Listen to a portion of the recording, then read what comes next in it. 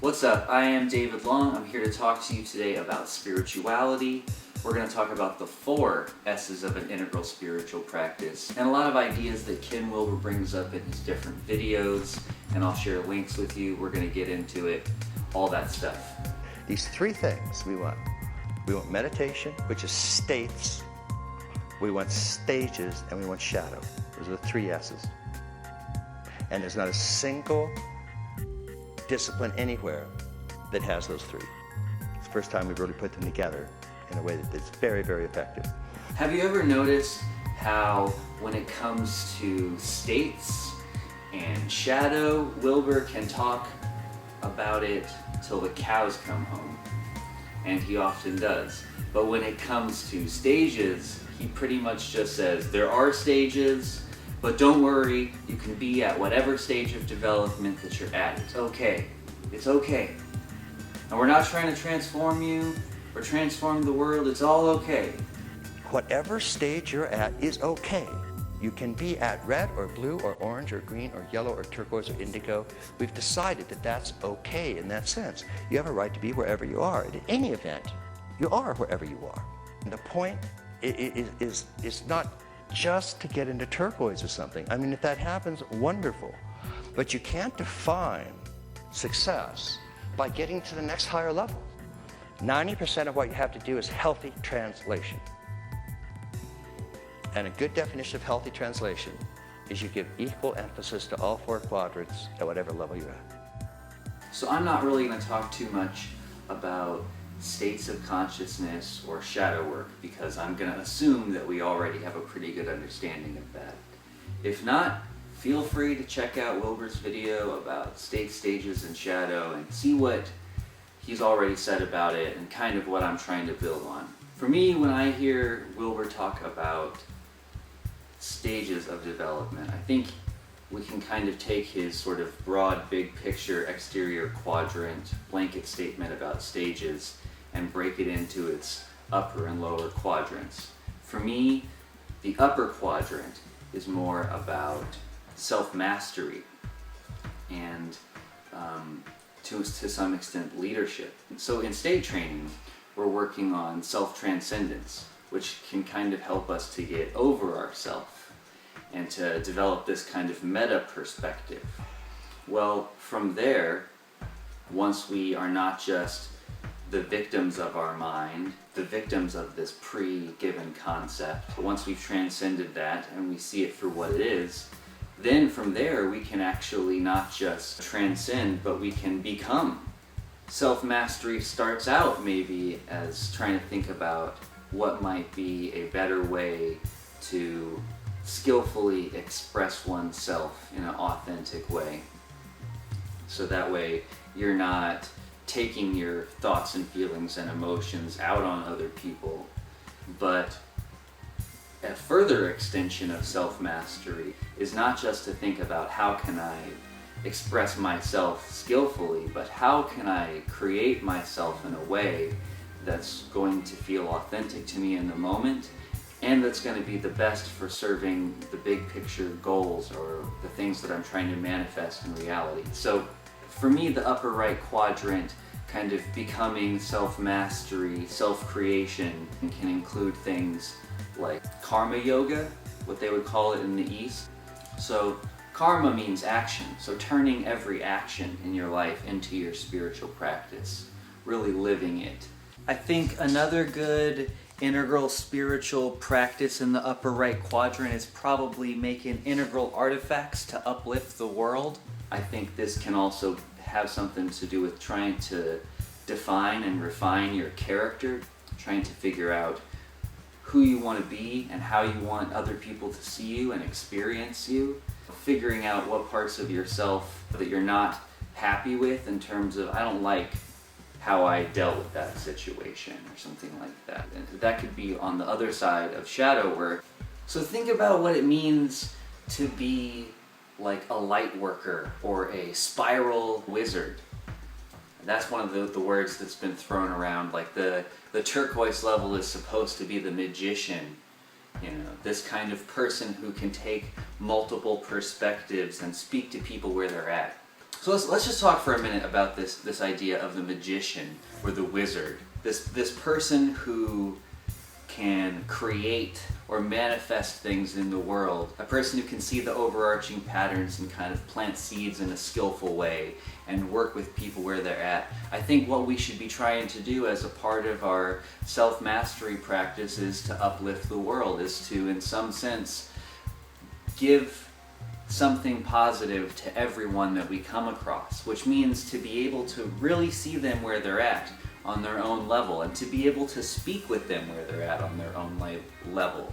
Not just to have our one kind of tradition that we're good at, our one way of seeing things, and like try to talk to them in that and reduce everything back to one set of symbols that feels comfortable to us. But for us to be able to be skillful enough to be able to be almost multilingual and be able to really touch into everyone's poetry and to say, you know, to appreciate the beauty in what they have to say, and to say, yes, you're right about this and this and this, and then find skillful ways to do qualifiers. On average, many exceptions, but on average it takes an adult about 5 years to really move through a stage, if they're working on it. Not to mention the fact that most people aren't working on it.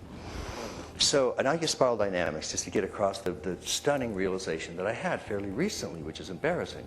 But if you have somebody who's at blue, and then you're presenting turquoise, okay, blue, orange, green, yellow, turquoise. The way they're going to agree with you is wait 20 years. Now, I figured I don't have that. I'm not going to do, that's not going to happen at a dinner party. You know what I mean? So I figured, okay, that is a waste of time. If you go into it with that, it is a waste of time, and there's almost no other way to put it. It sounds harsh, and we don't want to do it, we're a bit careful about this, because there are other lines, and sometimes their cognitive line runs a little bit ahead, and you can sort of plant seeds, a little bit more integral approach, but what it becomes then is an exercise in skillful means. The most important thing about learning some of these developmental scales is not that you can take everybody and yank them up the scale. That's a subtle aggression we have to be very, very careful about. All of us have this happen. That's where the remnants of your ego hide out in second tier. I'm going to transform the world. So you have to be very, very careful about that. And you get that cleaned out, and then we're going to transform the world. The world is going to do what it's going to do.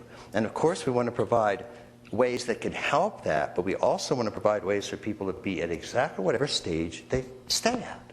I think about this kind of thing a lot, so it's hard to make sort of blanket statements about how it should be, because you kind of have to really assess where they're at, what your relationship is to them, and what's going to be appropriate given the amount of time that you have to talk to them. So developing some kind of method of skillful communication, which employs both translation and transformation. This is a major theme. So being really skillful at that is what it is to be some kind of a spiral wizard. But we don't hear much about paganism or the value of magic in the integral circles hardly at all. I would like to hear more about that. I think one of the really basic kind of day-to-day examples of magic that we can all relate to is something like marriage, where you do a ritual that's supposed to give you a certain kind of belief, some kind of a new framework through which you see yourself in relationship to others and to the world.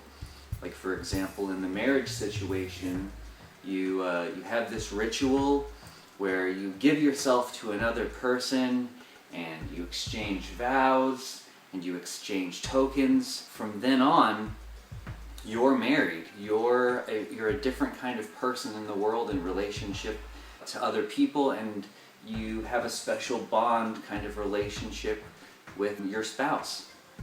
And it's mostly through belief that makes something like this possible. This might be a great place to make the point that the lower left quadrant cannot be reduced to shadow work. Even what I've said about marriage, in a way, includes a sense of communion. And there's a whole bunch of other kind of ways that we can meet each other that includes some kind of spiritual practice. But these quadrants tetra arise and are deeply entangled. What you bring to your social practice includes the philosophy you've studied, the state training that you have learned, and the self-mastery that you can bring into that quadrant. But don't think for 1 second that it can be simply reduced to shadow work. Now you can have these other kinds of rituals, like for example, one of the rituals that I do every couple weeks or so, I shave my head. So for me it's kind of a ritual of renewal and rebirth. I shave my head and I think about all the ways that I could have done things better in the past week, and I forgive myself and I say, all right, now we're going to start over. Refocus on my goals and reorient myself to who I want to be.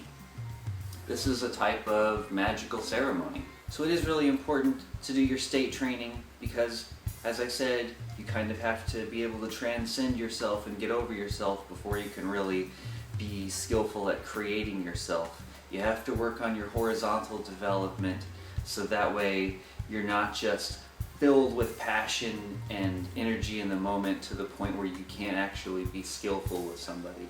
And you have to do your shadow work so that way when you come across people in the world, it's not like you just have issues with traditional people and as soon as you get around traditional people, you can't appreciate the beautiful things that they have to offer and give them something good to think about.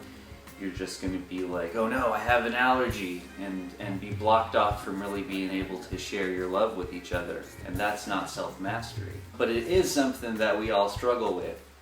And it can be a lot of different types of people for a lot of different types of reasons. The other really important part of this is to study other philosophy. Now I know Ken Wilber says stuff about how if you're a mystic and you meditate all the time, you're going to evolve through stages faster. Well, I bet it's equally true that if you're a philosopher, you're skeptical and you're engaged trying to figure out what's actually true and actually good in the world. I guarantee you would be developing just as fast as if you were taking a mystic or phenomenological kind of approach, a contemplative kind of approach. Digging deep into all these other philosophies, seeing what they're on about, trying to know the differences between the different perspectives and how knowledge grew and evolved and how our understanding got to the point to where it is. When you understand that, that's another way of getting into worldviews and being able to speak to people on their level. If you know what the different arguments are and what all the different points in all those arguments are, then you can kind of like move the pieces around on the board. This is all about, self-mastery, controlling yourself and being able to be a skillful participant in the world with others. Also, thinking about your morals and refining your own kind of moral theory and putting that into practice in your world and seeing what's practical about it, and maybe even getting involved in some kind of activism to try and make things better. So when you study other philosophies, you are literally practicing taking other perspectives. It's really important as an integral practice to be able to see the pros and cons of every perspective, to be able not just to say that's bullshit or that's good, but to be able to say these are the things I think are good and these are the things that I think are problematic.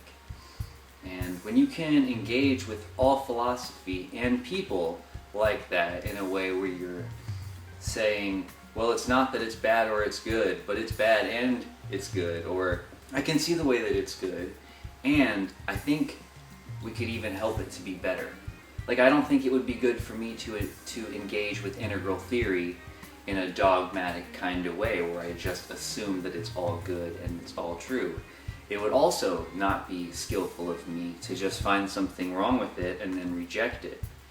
What I should be doing, I think, and what we should all be doing if we're integralists, is to find the ways that it's good and it's true, and find the ways that it needs more qualification and maybe to be tested, and maybe ways that it could be better, which is what I'm trying to offer here today. I'm not calling bullshit, I'm saying this is what I think it looks like. So taking into account all of these styles of spiritual practice, both practicing state training, working on your shadow, expressing it in the world, living it, doing your best, and studying more philosophy and digging in further to, what other perspectives have to offer. If you fully engage like this, then you are really, really living it. This is what it means to be engaged with all four quadrants. That's real healthy translation. 90% of what you have to do is healthy translation. And a good definition of healthy translation is you give equal emphasis to all four quadrants at whatever level you're at. So you give an equal emphasis to I and to you and to it. And if you give too much emphasis to one, to the I, you're narcissistic at whatever stage. Occupational hazard of males. If you give too much emphasis to you, then you are in a state of fusion, you're lost in the other. Occupational hazard of females. And if you give too much emphasis to it, then that's sort of a dissociated, not being in touch with interiors at all. So you want to start with a healthy translation at whatever stage you're at. And that means being aware of the quadrants, incorporating them to the extent that you can. Secondarily, get in touch with the shadow at whatever stage you're at. And then third, practice state trading. So we want to combine all three of those, among other things. But a combination of all three of those gives you a most balanced way to find both, if you will, vertical health and horizontal health. Both of those are very important. Around these ideas, a couple questions have kind of popped up. Like there's this statement that Ken Wilber makes where he says, you can understand that there are many paths to the divine. Which path is best is which path is best for you. The one that helps you move to your own fullest potential in terms of being able to open yourself to the divine in whatever ways work for you is the best path. There's every reason to belong to a particular spiritual path. The very least, as the Japanese say, chase two rabbits, catch neither. Now I don't know about you, but for me, I caught the Christian rabbit. I dissected it. I caught the Buddhist rabbit. I dissected it. I went and I studied all the anthropology of rabbits that have been caught and dissected and found out about the universal themes and the different cultural and local variations. I have a good understanding of rabbits, and so what I think we need as an integral religious tradition is not just another hack into this tradition or that tradition like integral Christianity or integral Buddhism, though it is important to be able to speak those languages and know what an integral Christianity or an integral Buddhism looks like, or an integral Magick. And by the way, the distinction I would make in how you would know whether it's integral is, if it's pre-rational magic, you take it literally. Rational would either say that it's bullshit or would be using magic for one's own ego and to manifest material goods for myself. But integral, transpersonal magic is using magic as a service to help the world. But to just be any one of those things is to only be able to speak one kind of language and to only be able to really relate to one kind of people. And it's kind of cool when you can see 3 or 4 or 5 different ways of talking about things. Then not only can we have a spiritual practice that allows us to integrate the best of all of these traditions, but we could also have a religious tradition, Joseph Campbell style, that spoke about different themes in mythology and how these stories relate to the story of us and how we can take things from all of them. In a way, committing them all to our human history, but not ascribing to any of them. Once you get to an integral stage, you realize that all of those truths are appropriate and correct in their own place, in their own time. And so there's an attempt to try to integrate all of these different worldviews and to make room for them. So the other thing Wilber says sometimes is that he's not in the transformation business. And so us going in and saying, okay, what I have to do in order to make you a better person is take your red, scrawny ass and drag it up to yellow. And I'm going, well, if you've got 25 years, go at it. What we do is, it was such a big kind of turnaround. In order to sort of get the extreme version of it, I would say it in an institute, I'd say, we're not in the transformation business. It was just a kind of a shock value. Of course, to some degree we are, but we find people that are already at second tier, and we make them better at second tier. We give them the tools to be, if they're already at turquoise, the tools to be better at turquoise. And one of the things is give them a map of the territory they are already at. Give them an aqua map. Now, that alone is enough to really explode and their own potential, and they relate to it immediately. So that's fundamentally what we're doing right now, is trying to find people that are already there, helping them to unpack where they already are, a little bit more articulate, and then help create integral institutions. Now, how this relates back to integral activism is really important to me, because I think we're at a time in our world's history where we do have to kind of transform into the next stage of development. Our orange capitalistic systems and ideas are breaking down all around us. Green has done a really good job of deconstructing all the problems, but it doesn't have the ability to make judgment and to integrate, to really bring about the solutions. So I think that we're in the integral age. I think we need to have an integral movement. We have integral governance systems. We have all kinds of tools to help to make the world a better place. And we need to have integral activism.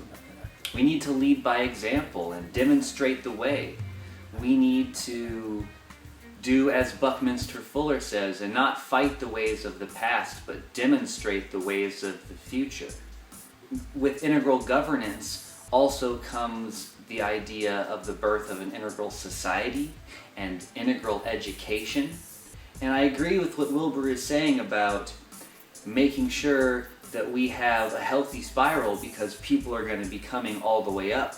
But there are healthy and unhealthy ideas at every stage of development worth dealing with. There might be an ethnocentric traditional stage, but racism is not going to fly in our society. So there are still standards within a society, and I think if we're not going to have rules about making sure that people are up to a certain standard, we need to have social pressure that helps keep people up to a certain standard. And I personally think that adults in the year 2015 who have access to the internet should be at least rational stages of development in a modern society.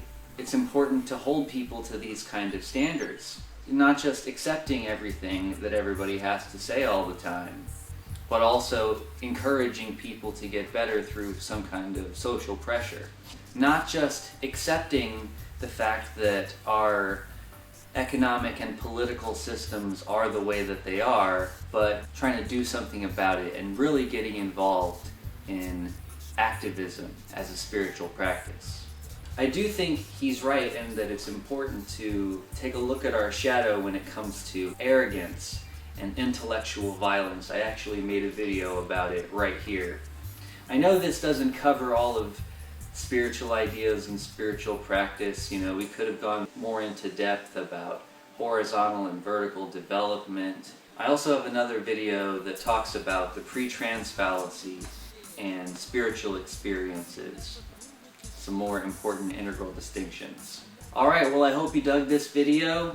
Like it if you liked it, subscribe to my channel, share with your friends, all that good stuff. Peace! You're fucked up. No, I mean, you're fucked up. And I know how you're fucked up. Practice state trading.